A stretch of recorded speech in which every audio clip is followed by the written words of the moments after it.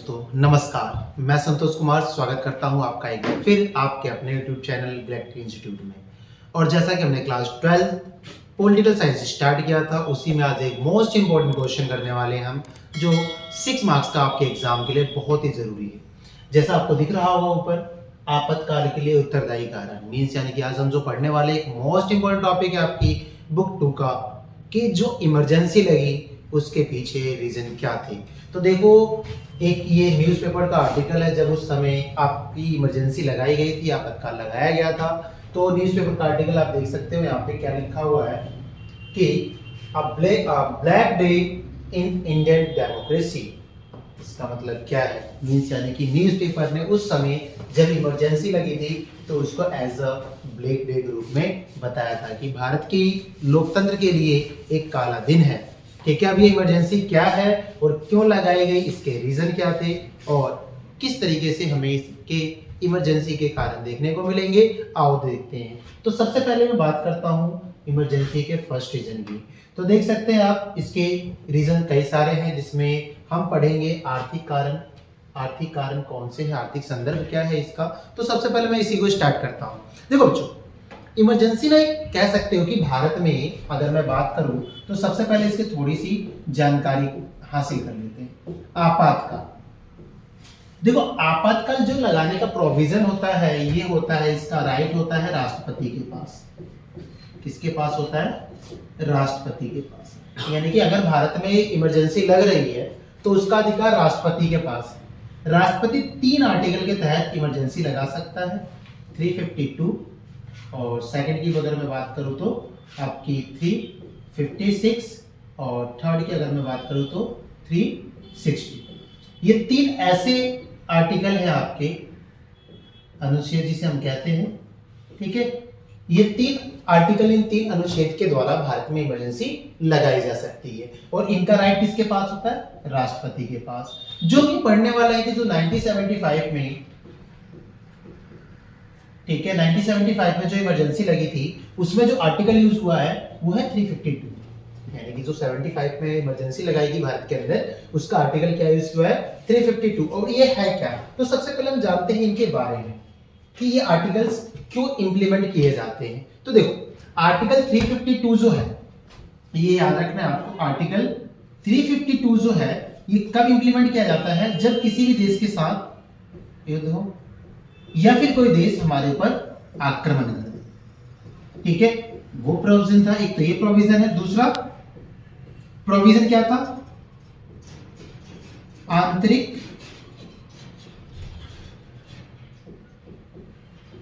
गड़बड़ी।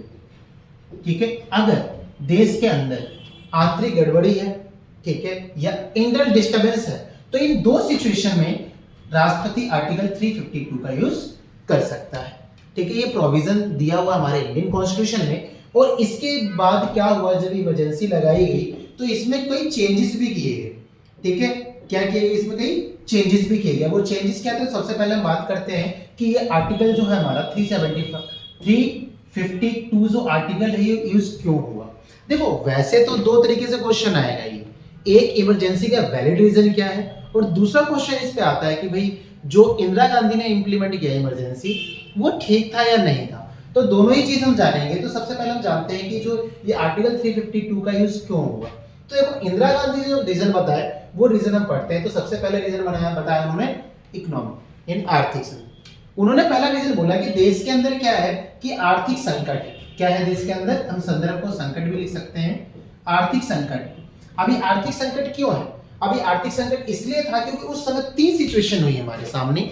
अब ये तीनों सिचुएशन लिखी हुई है कि उस समय 1971 का वॉर चल रहा था हमारा बांग्लादेश के साथ। सेम 1973 में एक खाद्यान्न संकट देखने को मिला हमें, और 1973 में ही ऑयल क्राइसिस भी हमें देखने को मिली। अब ये तीनों रीजन क्या थे? तो सबसे पहले मैं बात करता हूँ बांग्लादेश की। 1971 में जब बांग्लादेश संकट आया, बांग्लादेश संकट का मतलब ये है कि जब बांग्लादेश इमरजेंसी हुआ, तो देखो भारत पाक का युद्ध हुआ। इस युद्ध में भारत को अधिक धन खर्च करना पड़ा। यानी कि जब वॉर चल रहा था तो इंडिया का पैसा जो है काफी ज्यादा लगा।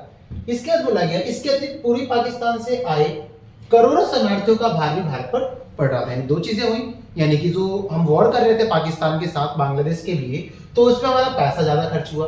दूसरा, कई सारे शरणार्थी जो थे वो भारत में आए, इससे भारत की अर्थव्यवस्था खराब हुई, जिससे इंदिरा गांधी का गरीबी हटाओ का नारा धन के अभाव के कारण विफल हो गया।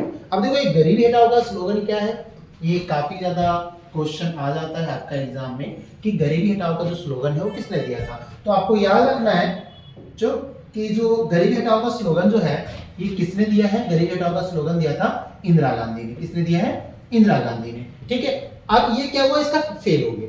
अब फेल हो गया, क्यों फेल हो गया, क्योंकि हमारा पैसा जो है वो सारा वॉर में लग गया।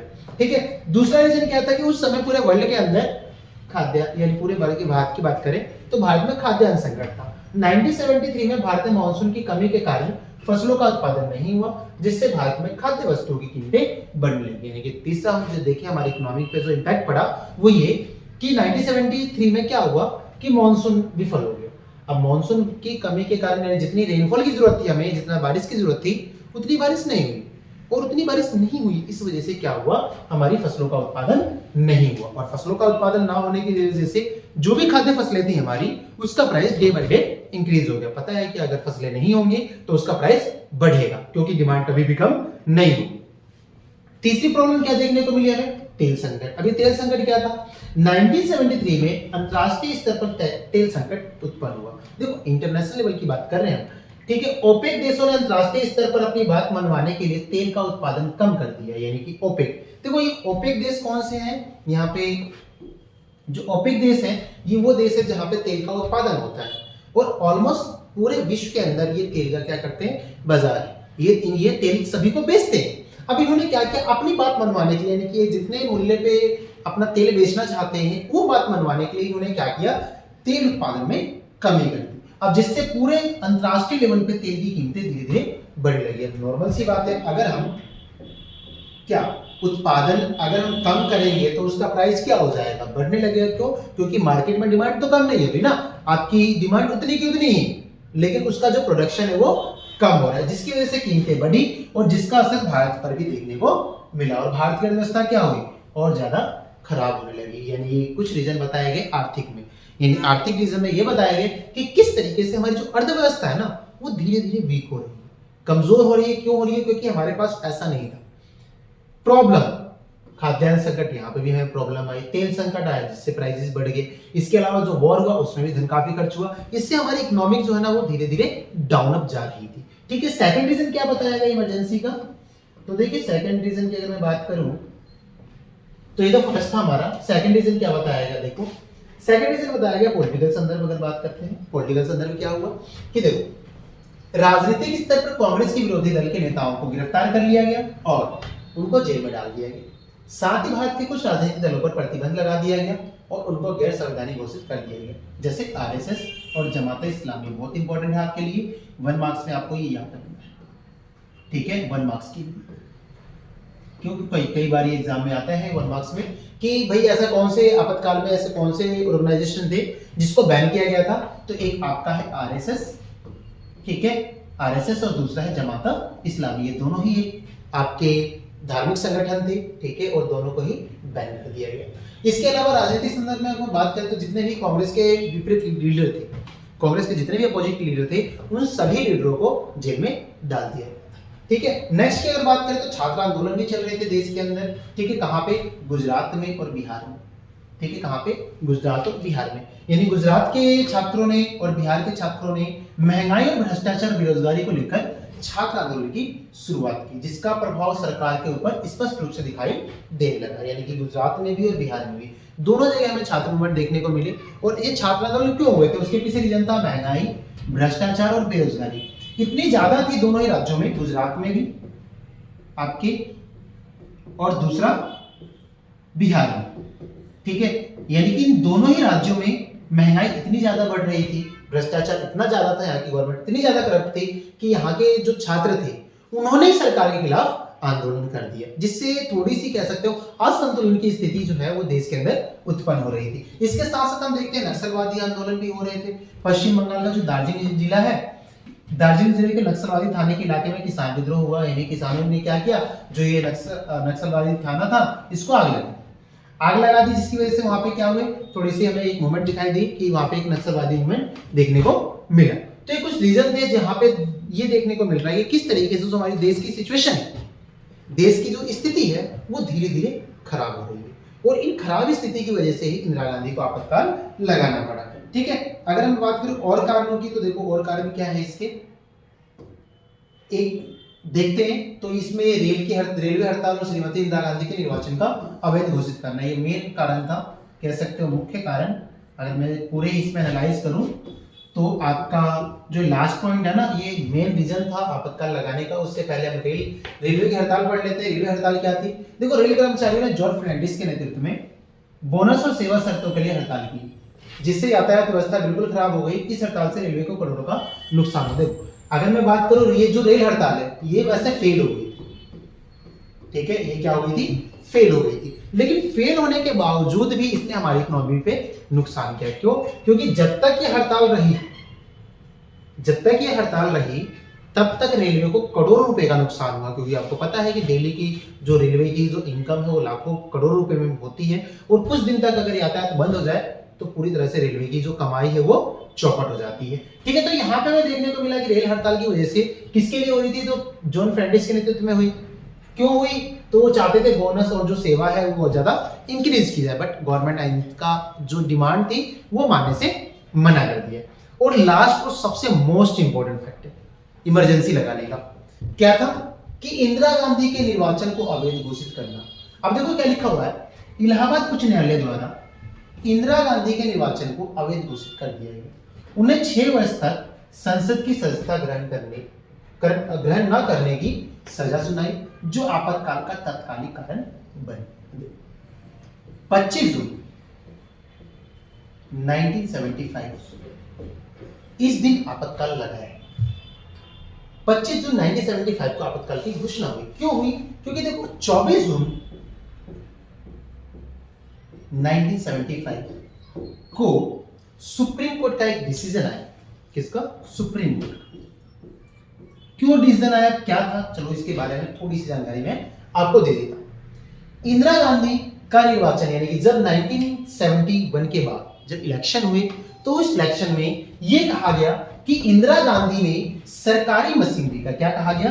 कि जो इंदिरा गांधी है हमारी, इंदिरा गांधी ने, ठीक है, इंदिरा गांधी ने क्या किया भाई? सरकारी मशीनरी,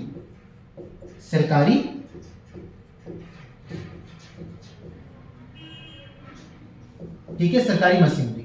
अब ये जो सरकारी मशीनरी है,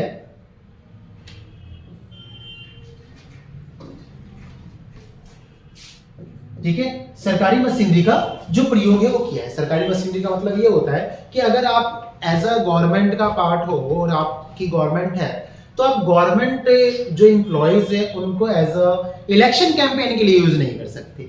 और जब इलेक्शन कैंपेन के लिए यूज नहीं कर सकते, इसका मतलब कि अगर आपने किया तो आपने गलत किया, और ऐसे इंदिरा गांधी ने किया। और इसके खिलाफ जो केस फाइल करने वाले व्यक्ति थे वो थे समाजवादी पार्टी के लीडर। कौन थे वो? तो याद रखना है आपको, एसपी यानी जो समाजवादी पार्टी है, समाजवादी पार्टी, इसके लीडर थे एक जिनका नाम था राजनारायण। क्या नाम था? राजनारायण। ये इनके अगेंस्ट इलेक्शन में थे और इन्होंने ये केस फाइल की थी इंदिरा गांधी के खिलाफ। और बाद में भी पाया गया कि इन्होंने जो इलेक्शन है उसमें सरकारी मशीनरी का यूज किया, इसलिए इलाहाबाद हाई कोर्ट ने क्या किया? उनके निर्वाचन को 6 महीने के लिए बैन कर दिया। अब ये क्या है कि संसद की सत्ता ग्रहण करने की सजा सुना दी। बाद में क्या हुआ? ये बोला गया, सुप्रीम कोर्ट का जब जजमेंट आया, ठीक है, सुप्रीम कोर्ट का जो जजमेंट आया कब? 24 जून 1975। इसमें एक आ गया कि वो मेंबर तो रहेंगे उसकी, बट वो उसके किसी एक्टिविटी में पार्टिसिपेट नहीं कर पाएंगे। तो इंदिरा गांधी को लगा डर, किस चीज का भाई? कुर्सी का डर, कि अगर वो इसके पार्लियामेंट के 6 महीने तक अगर वो अपनी दोबारा सदस्यता सुनिश्चित नहीं कर लेती, तब तक वो इसका पार्ट नहीं रहेंगी। तो उनको अपनी कुर्सी का डर था, इसलिए उन्होंने क्या किया? फखरुद्दीन अली अहमद को, जो हमारे उस समय प्रेसिडेंट थे, कौन थे? फखरुद्दीन अली अहमद। याद रखना है नाम, फखरुद्दीन अली अहमद, जो हमारे उस समय प्रेसिडेंट थे, उनसे कहकर भारत में इमरजेंसी की घोषणा करवा दी और इमरजेंसी लगा दी। ठीक है, तो ये कुछ रीजन थे भारत में इमरजेंसी के लगाने। ये जो हमने पढ़ा कि भाई किस तरीके से भारत में जो सिचुएशन थी वो ठीक नहीं थी, और इसका रीजन क्या बताया गया, तो आंतरिक रीजन क्या बताया गया आपातकाल का, तो रीजन बताया कि आंतरिक स्थिति का खराब होना, आंतरिक स्थिति का खराब होना। ये रीजन दिया गया भारत की इमरजेंसी को लगाने के लिए कि भारत में जो आंतरिक स्थिति है वो सही नहीं है, और इसीलिए आर्टिकल 352 के तहत यानी अनुच्छेद 352 के तहत भारत में राष्ट्रपति शासन लगा दिया गया। तो ये बहुत ही इंपॉर्टेंट क्वेश्चन था, और जितने पॉइंट मैंने एक्सप्लेन किए थे, आपको ये पॉइंट अगर 6 नंबर का क्वेश्चन आता है तो इसी तरीके से आपको एक्सप्लेन करने हैं। आई होप आपको ये रीजन समझ में आए होंगे। बाद में हम नेक्स्ट पार्ट में इसके जो कंक्लूजन हुआ, यानी कि आपातकाल लगने के बाद क्या हुआ और उसके बाद किस तरीके से इंदिरा गांधी ने सर्वाइव किया, उसको हम करेंगे। ठीक है।